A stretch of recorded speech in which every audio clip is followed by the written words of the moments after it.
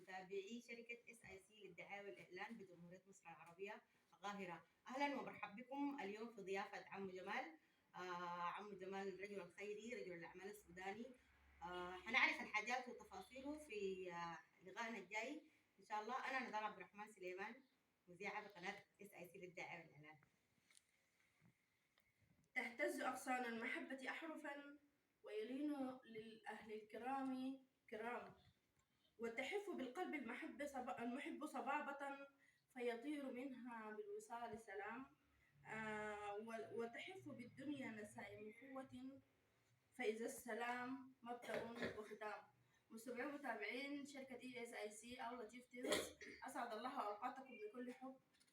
نحن الليلة داخل دار وبضيافة الأستاذ السيد عبد الجمال. نتمنى القعدة تكون مثمرة. سمية جحفرية.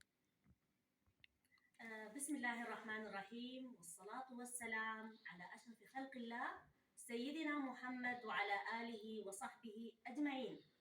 أعزائي المشاهدين، أهلا ومرحبا بكم في منزل عمو جمال، المنزل العامر الكائن في منطقة المهندسين. صراحة وسط كرم ضيافة وكرم جياش استقبلنا عمو جمال واستقبل طاقم الشركة بكل حفاوة وتكريم لنقوم بلقائه والاستفسارات وكشف والرؤى عن جمعية عمو جمال التي أنشئت منذ 2006 وهي في الزمالك ووسط البلد والمهندسين. أهلا ومرحبا بكم. منى مضوي. حبابكم ومرحب بكم اصحاب النفوس البيضاء في شركه SIC السودانيه للدعايه والاعلام والخدمات الاعلاميه. مرحب بكم. حقيقه احنا من وسط القاهره، من اكبر رجال الاعمال السودانيين بجمهوريه مصر العربيه. عمو جمال رجل الخير، رجل البر، رجل الاحسان، الشخص الحقيقه المحبوب لكل ابناء الجاليه السودانيه في جمهوريه مصر العربيه. لا نزكيه على الله سبحانه وتعالى، وهذا هو ديدنه وهذه هي تربيته. ليه؟ لانه هو ابن السودان، ابن الشماليه، ابن دنقله، ابن حفير مشو، هذه البلد العامره بخيراتها وبما تمتلكه من موارد طبيعيه. انتقل من الولايه الشماليه من السودان الى جمهوريه مصر العربيه حاملا معه كرم الضيافه، ونحن الان في داره العامره نرحب بهم ونرحب بضيوفنا الكرام من السودان الحبيب، من ابيي استاذتنا بحريه وضيفنا الكريم مرحبا به وحبابكم مرحب. ونقول لعمو جمال اهلا وسهلا بك، وانت الان مع طاقم ومشاهير شركه SIC السودانيه للدعايه والاعلام والخدمات الاعلاميه. نقول لك مرحبا بك وحبابك، وعايزينك كده تعرف الجمهور عن من هو عمو جمال. وشو مرحبا بكم، تبارك مالي في داركم، ونشكركم شديد على الزياره الجميله. اخواننا واخوان الاساتذه عن شركه SIC برضه جزاكم الله كل خير. اخوكم عمو جمال، احنا من السودان، من الشماليه، منطقه حفر مشو. جيت البلد دي بديت من انا جاي من 2005، بديت استثمار فيها من 2006 لحد 2023، والحمد لله الامور ماشيه طيبه. وكيل شركه تاتكو للطيران، عندي مؤسسه عمو جمال خيريه، وعندي شركه عمو جمال عقاريه، دي كلها من 2000 العقاريه دي من 2011، المنظمه الخيريه دي من 2006، الطيران من 2010. ما شاء الله. مزيد من التوفيق يا رب الله يديك العالمين. العافيه. أنا عندي بس استفسار بسيط حول الاسم. يعني لما نقول لك عمو جمال، عمو جمال بترأى لذهن السامع على طول إنه لا، اسم الحقيقي جوال. عمو جمال؟ أيوة. تمام، أوكي. خلينا ندي فرصه طبعا لضيوفنا الكرام. الاستاذه بحريه طبعا جاتنا من السودان، طبعا من منطقه ابيي، نقول لها مرحبا بك يا استاذه بحريه. مرحبا بكم، وانا يعني تشرفت بدعوتكم وفرحت بوجودي معاكم. اتمنى انه علاقه بيناتنا تمتد وتزورونا ان شاء الله في منطقه ابيي إن شاء الله. وعم جمال برضه ما ينسى. مرحبا بك. مرحبا بكم اليوم. اهلا وسهلا بك، الله يديك العافيه يا رب. رغم الانفصال نحن نظل احنا اخوان. لسه ما انفصلنا. لا ولا حننفصل. ما انفصلنا. في دم. طبعا احنا عايزينك يا عم جمال، يعني في الجلسه الطيبه دي وبخيرات السودانيه ما شاء الله، يعني ما قصرت والله يا حباب، انا اقول لك مرحبا بكم. احنا طبعا يا اعضاء شركه اس اي سي، طبعا عمو جمال كنتوا بتسمعوه، احنا جايبين لكم صوره وصوت. كده يعني احنا عايزينك كمان عمو جمال تدينا كده يعني نموذج كده مسبق سريع عن النشاطات التجاريه اللي انت بتقوم بها داخل هذه البلد يعني. لا، بالنسبه للنشاطات التجاريه، اول شيء احنا كشركه بتاع طيران موفرين للرجال السودانيه او الناس يعني علاج هناك. ان المؤسسه بتاعت عم جمال الخيريه دي بتقوم مثلا بالعلاج. مثلا في ناس بيجوا من هناك ده يشيل مثلا للدكاتره، ما في الدكاتره، نحن متعاقدين مع 51 شركه تامينات مجانيه. اي زول بيجي من السودان ما مستطيع بنملكه بطاقه مجانيه من مؤسسه عم جمال الخيريه بتعالج بها في جميع المستشفيات في مصر، تخفيض 50%. برضه احنا كشركه بتاع طيران بتاع تاكو، انا كوكيل لشركه طيران، هم برضه لاستاكو انهم الجسامين دي مجان للسودان بدون اي تكلفه، الجسامين مجان. وعندنا نحن برضه كمؤسسه عم جمال برضه مثلا واحد عنده سرطان، الامراض تعبان، نفترض تذكره مجان من المكتب، تذكره مجان. دائما بقولون مثلا الدكتور قال لي خلاص يا ما في علاج وكده، نحن نقوم لما نمشي الباص وكده نفترض تذكره مجان. ده تبع الشغل دخل كده النشاط العقاري والتجاري في النشاط الخيري. العقاري ده بلاغ، اوكي. العقاري ده بلاغ، ده التجاري ده التجاري. ودخل فيه برضه الخيري. الخير مع العقاري مع التجاري التجاري. طوالي، ما شاء الله. المكتب واحد.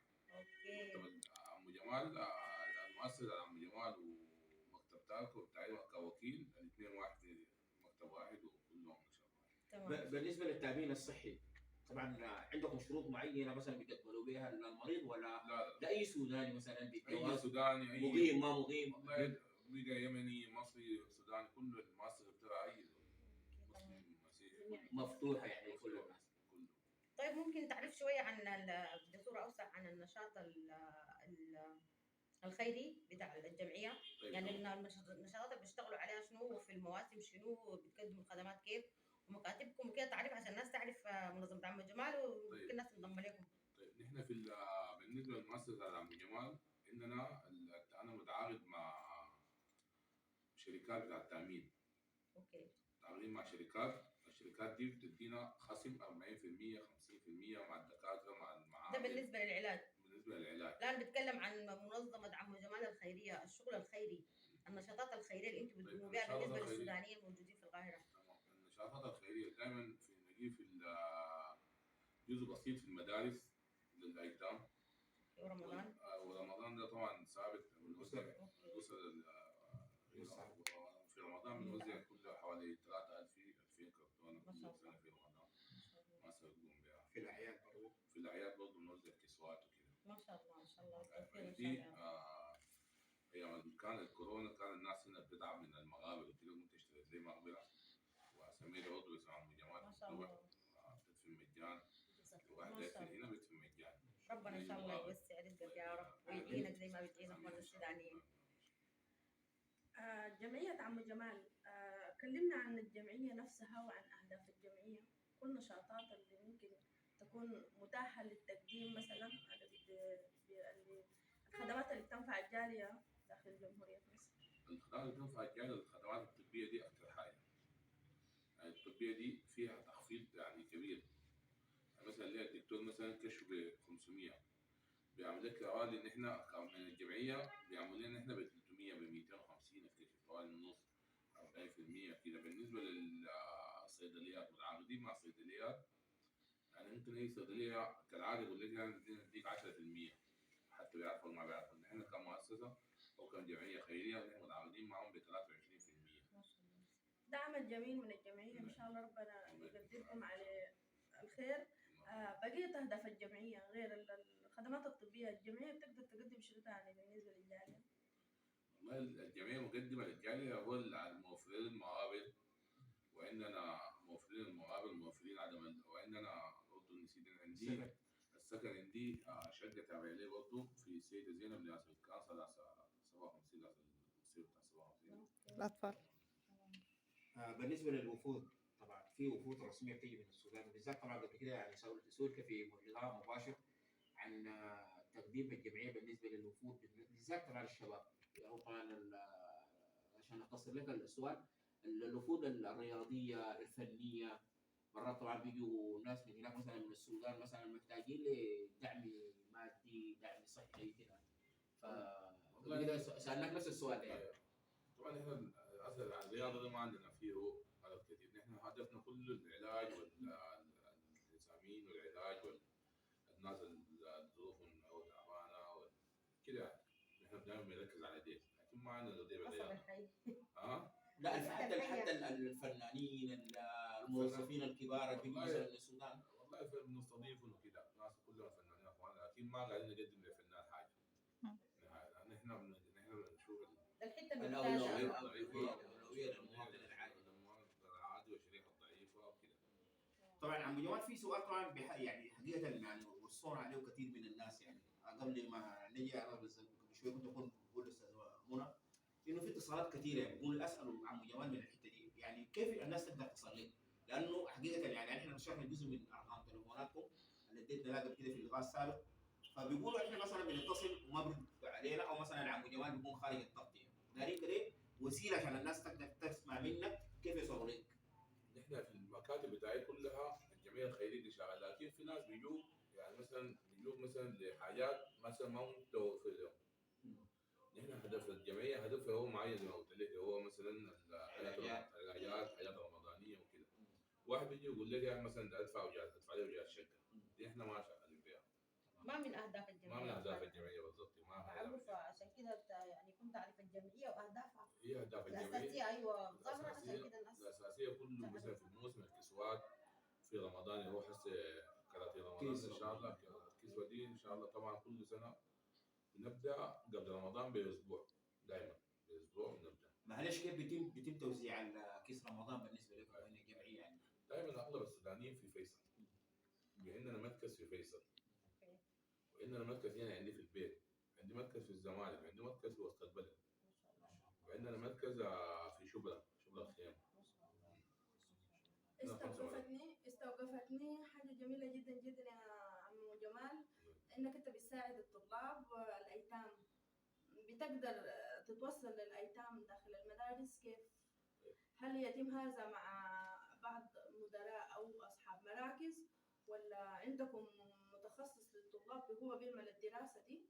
ونوع الخدمة اللي بتقدموها له شنو بالنسبة للايتام؟ نحن عندنا كالجمعية دي نحن عندنا 13 طالب بندفع لهم كل سنة 13 طالب، ديل يتم ديل مسجلين رسمي، وهناك كل سنة بندفع لهم اللي هي معها 200 شوية دولار. طيب لو أتيحت فرصة للعم جمال بالنسبة للطلاب اللي بيجلسوا امتحانات الشهادة السودانية في مد يد العون واليد البيضاء، بيقدم عم جمال شنو للطلاب اللي نحن ممكن نصنفهم كمتعثرين أواخر السنة للامتحانات، أو بنصنفهم الناس اللي جايين علاج أو جايين على أواخر الفترة وما قادرين يجلسوا الطلاب. عم جمال حيقدم شنو بالنسبة للطلاب خلال هذا العام؟ خلال هذا والله يا عم جمال قلت لك احنا متعاقدين، انا هسه متعاقد ب 13 طالب. ما شاء الله. ب 13 طالب ده نحن ده ملتزمين بيه. ده ملتزم بيه له 3 سنة او 4 سنة. لسه جميل، ايوه ما هو ده لكن التزام. ما دا اخش في الالتزام بتاع المدارس لانه خشينا في مشاكل السنة اللي فاتت. دفعنا لناس وما امتحنوا، دفعنا لناس رسوم وما امتحنوا، مش شغل القروش رجعوها ثاني. ده حصل لنا يعني، مشيت بنفسي ما رسلت المندوب ولا مشيت بنفسي ودفعنا القروش واخذنا اجراءات، في النهايه مش رجعوا القروش وما امتحنوا الناس. بقينا موضوع النهايه ده ما شديدين بس ملتزمين بال 13 نفر دي. لكن بالنسبه لواحد جاي علاج مثلا، بالنسبه لواحد تبع 57 ده بنسكنه مجانا، بالنسبه لحد عنده جسمان بنسكنه مجانا، عدى على زيت من هنا بندفن له مجانا. دي كلها موجوده، الخدمات دي موجوده 24 ساعه تليفوني، انا شغال 24 ساعه تليفوني في مصر كلها عنده تليفون. عم جمال في شريحه مهمه جدا جدا هنا في مثلا المجتمع السوداني بالتحديد، ده مثلا من شريحه اللاجئين السودانيين الموجودين في جمهوريه مصر العربيه.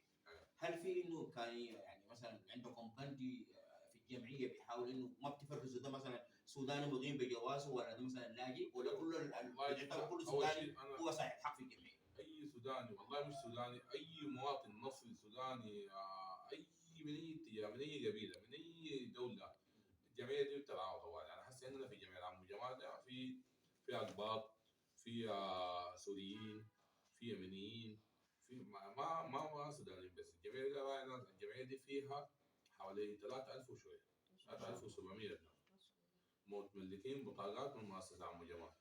طيب انا عندي سؤال احنا متعاقدين برضه مع ماشي اخير. في هنا هنا ده في العلبه دي في كروت بتاع متعاقدين مع كيرن ديرشير